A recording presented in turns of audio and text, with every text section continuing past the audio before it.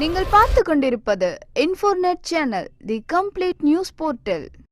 தமிழ் கடவுளான முருகப்பெருமானின் திருவிழாக்களில் முக்கியமானது தைப்பூசமாகும். இந்த நாளில் அறுபடை வீடுகளில் உள்ளிட்ட அனைத்து முருகன் கோவில்களிலும் எல்லா சிவன் கோவில்களிலும் திருவிழாக்கள் நடைபெறும். மேலும் தமிழ்நாட்டில் மட்டுமல்லாது மலேசியா, சிங்கப்பூர் என உலகின் பல்வேறு நாடுகளில் உலகெங்கிலும் உள்ள தமிழர்களால் வெகு சிறப்பாக தைப்பூசத்தை கொண்டாடுகின்றனர். சிவனின் நெற்றிக்கண்ணிலிருந்து வெளியான 6 தீப்பொறிகள் மூலம் உருவானவர் முருகப்பெருமான். அன்னை பார்வதி தேவி ஆண்டிக்கோலத்தில் பழனிமலையில் வீற்றிருக்கும் முருகப்பெருமானுக்கு ஞானவேல் வழங்கியது தைப்பூச நாளில்தான். அதன் காரணமாகவே பழனிமலையில் தைப்பூச திருவிழா மற்ற முருகன் கோவில்களை காட்டிலும் வெகு சிறப்பாக கொண்டாடப்படுகிறது.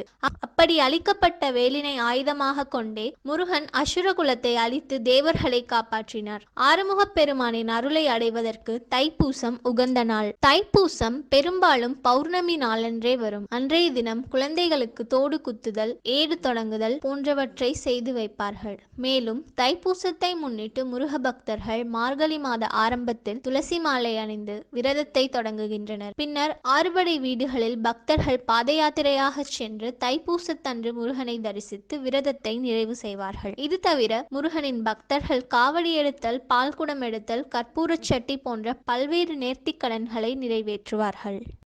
இந்த வீடியோ உங்களுக்கு பிடிச்சிருந்தா லைக் பண்ணுங்க, ஷேர் பண்ணுங்க, கமெண்ட் பண்ணுங்க. மறக்காம சப்ஸ்கிரைப் பண்ணுங்க. பக்கத்துல இருக்க பெல் ஐகானை கிளிக் பண்ணுங்க.